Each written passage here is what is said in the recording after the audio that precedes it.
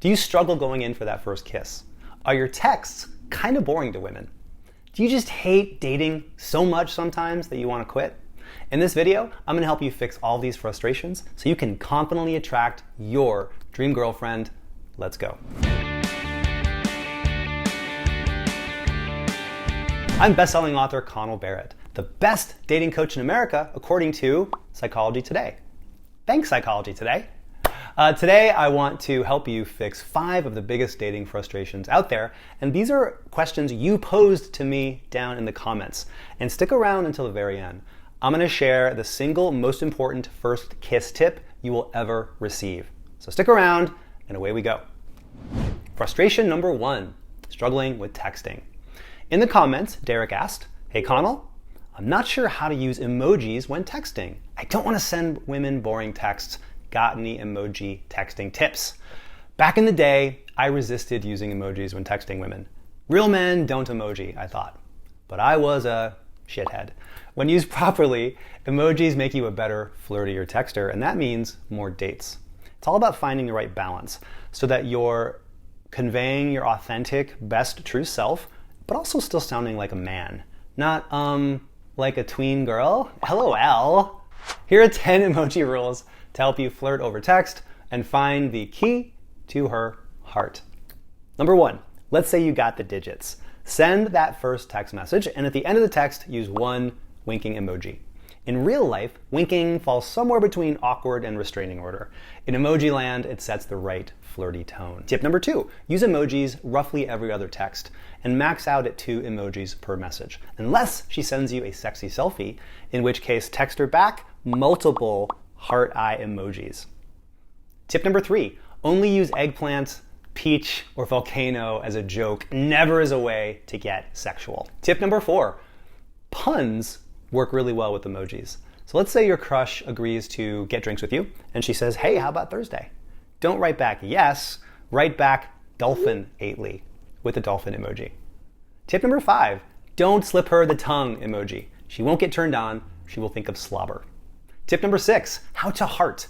Red hearts mean romantic love. So in those first few dates, avoid using them inside the text messages. Now you can use the red hearts as tapbacks to approve of something that she writes. Now speaking of tapbacks, tip number 7 is use your own red heart tapback to approve and heart your own comment when you write something that you like. Hearting your own comment shows cheekiness that a lot of women find attractive. Tip number 8, never give her a thumbs up. It's too businesslike, or it comes off as dismissive. Use it to confirm a job interview, not a date. My client Victor thumbs upped a girl from Hinge and she immediately ghosted him. Don't do it. Tip number 9, a playful thumbs down emoji to a comment that she makes, that's an absurd comment, can be really funny. So only do it when she says something ridiculous, like, "Michael Bublé is a musical genius." Give her the thumbs down. That kind of tease is very flirtatious. Tip number 10, when cracking a joke or teasing her, use upside down smiling emoji or angular laughing emoji. The first rule of humor is not to be funny in texting. The first rule of humor in texting is to be clear. Make sure your humor is clear. And a well-placed emoji clarifies to her that you're cracking a joke, which can keep a tease from being misconstrued by her as you being mean. So always make your jokes clear. And here's a bonus emoji tip. Break any of these rules after you and she sleep together for the very first time. Make her feel great about her decision to become intimate with you. I've written messages like, "Wow, last night was just wow." Tongue emoji, volcano emoji, heart eye emoji, eggplant emoji, peach emoji, rocket ship emoji, frog emoji. Throw all the emojis in there. Make her feel great about hitting the sheets with you. Frustration number 2, coming off as too nice to women. Randy asked me this question. "Help, Connell, I'm trapped in the manosphere.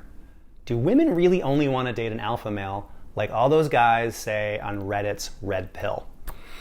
Great question. This is a big topic. I would rather swallow a warm Red Bull than swallow the Red Pill. The Red Pill is a Reddit community where frustrated men go to air their loathing toward women, and bad advice flows there into men's ears like poison. It's the epicenter of the so-called manosphere. a network of websites that traffic in men's rights. They traffic in things like toxic advice on how to pick up women, and there's a lot of really nasty myths in the manosphere. And let me bust a big dating myth for you right now, which is this idea that women want to be with an alpha male. So many guys buy into this concept.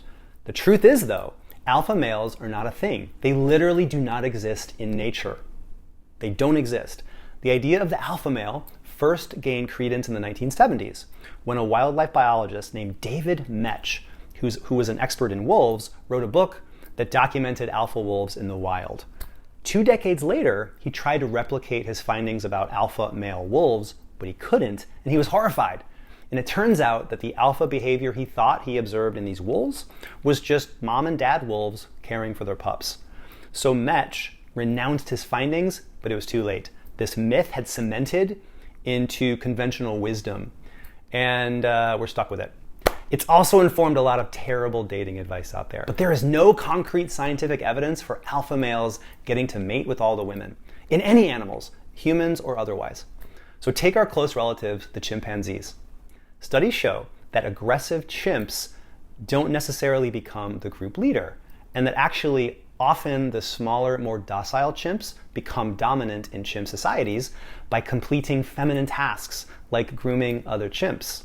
So that explains why I love painting my girlfriend's toenails, I guess.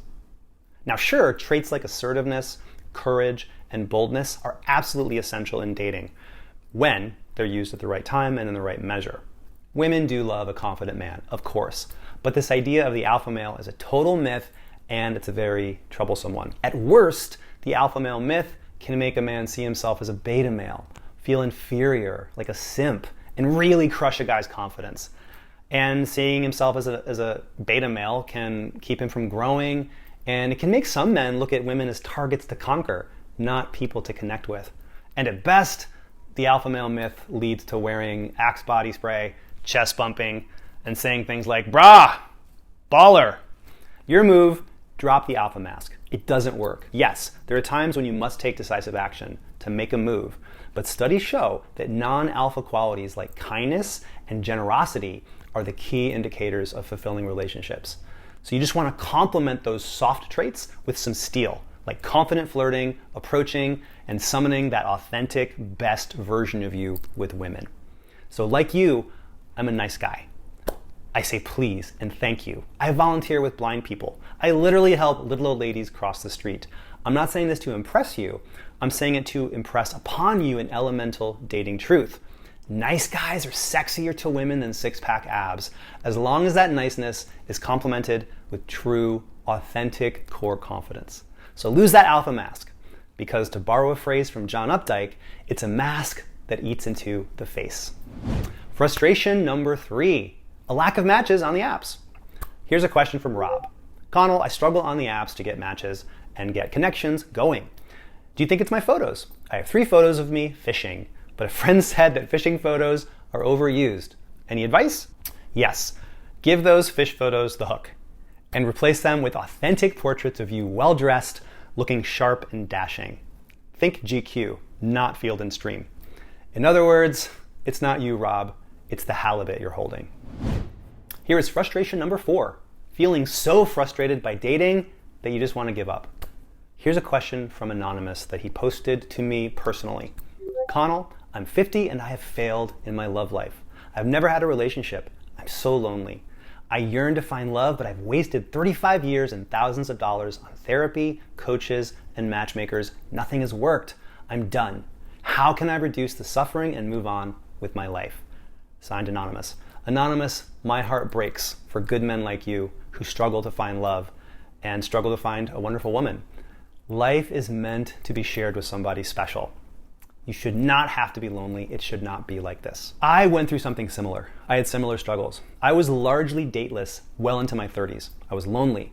And I remember the one night I almost gave up on looking for love. I was in Miami. I was attending a 10-day dating boot camp with my coach at the time. And I'd gone out for 9 straight nights in South Beach. And I struggled so badly. Rejections, anxiety, self-judgment, watching other guys succeed while I failed, or usually didn't even try. I wasn't just in my head, I was renting a timeshare up there. After one really tough night, I came home after a night out trying to talk to girls. I was so frustrated that when I got into my hotel, in the elevator, I banged my head against the elevator wall. Thunk, thunk, thunk. And the wall won, by the way. On the final day of my program, I go to my coach and I say, I'm done. I'm flying back to New York. Women don't like me. I quit. He said, don't give up. He said, you don't realize it, but you're a great catch. You're a great guy. Don't stop now. You're close to a breakthrough. Come out tonight and let's work on it. So I decided to give it one more try. On the 10th night and final night. So that night at the Fontainebleau Hotel in Miami, in the final hours of a 10-day program, it happened. I had my breakthrough, at least with approaching, my aha moment. I made some adjustments in how I was talking to women.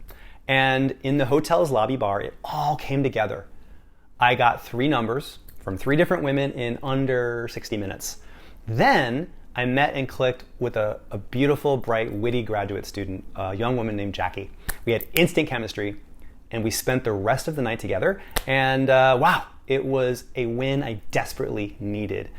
It gave me hope, and it gave me momentum to keep going out to socialize and try to find love. 2 months later, on a rooftop lounge in New York City, I met Carrie, an architect, a beautiful person who I began dating, and she soon became my girlfriend. I fell for her. And if I had quit that day in Miami, it would have cost me the love of my life. If you quit now, Anonymous, it may cost you the love of your life. And I believe she's out there. If you don't give up, and if you stay resilient, I believe she's out there. So you say that you're done with love, but actually love isn't done with you. We all need love. And if you give up on trying to find it, you're giving up on what makes life worth living. So sure, you can quit, but that yearning for love won't stop. It's wired into you. It's wired into all of us. So look, I don't know you personally, but I do know men. And I believe that any good-hearted guy can fix any dating problem and find love if he stays resourceful and if he keeps trying new things and also really embraces authenticity, being radically authentic. You are just 1 or 2 steps away from a breakthrough, quite possibly. It only takes one woman to change your life. There's a famous quote from The Sun Also Rises, Hemingway. The world breaks everyone, and afterward, many are strong at the broken places.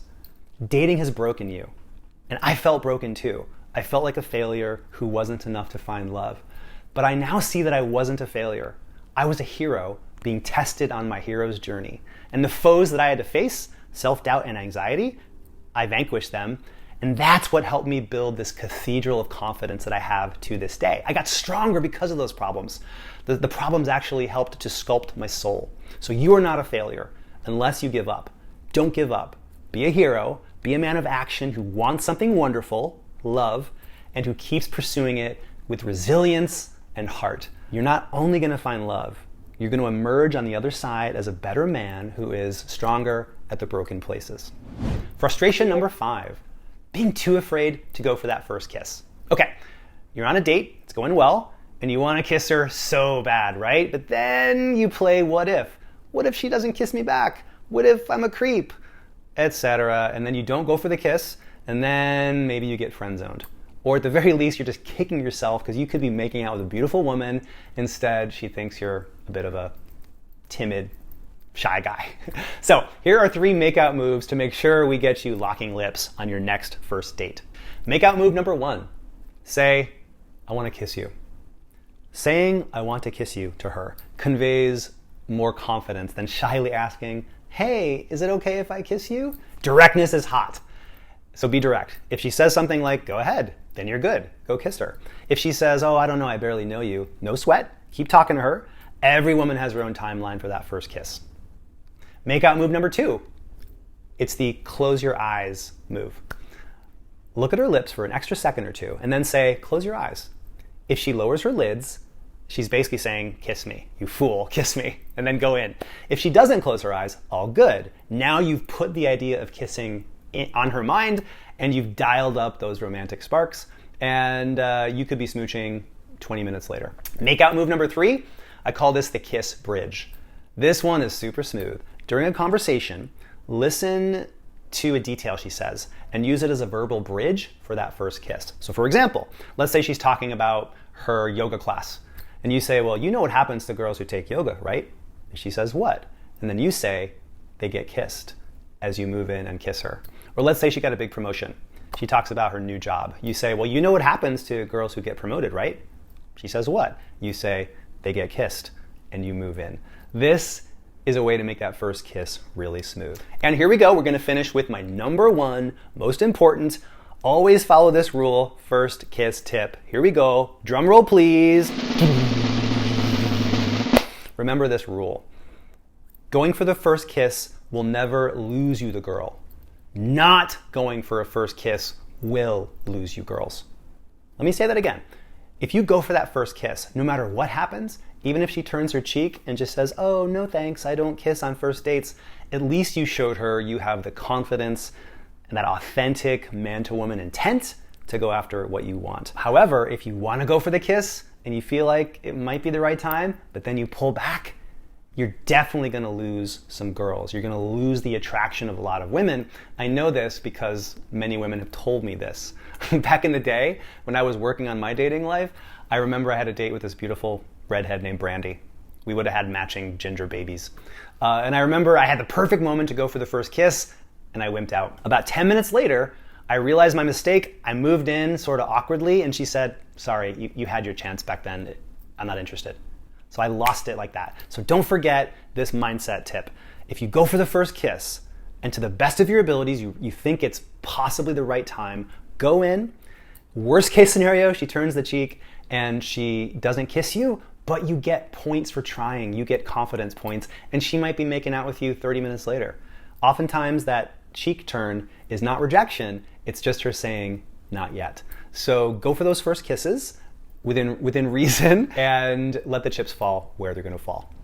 All right, thank you so much for watching. By the way, if you would like to do a free consultation where you and I hop on the phone and I give you some personalized advice on how you can get the kind of dating results you want in your life so you can have more confidence, more dates, and find an incredible woman to be your girlfriend and do it all with authenticity, no sketchy pickup artist moves, all you gotta do is go to datingtransformation.com and book a call with me. You can also go down into the show notes and click the book a call button or link down in the show notes. So go to datingtransformation.com and you can book a free consultation with me, and I will see you next time.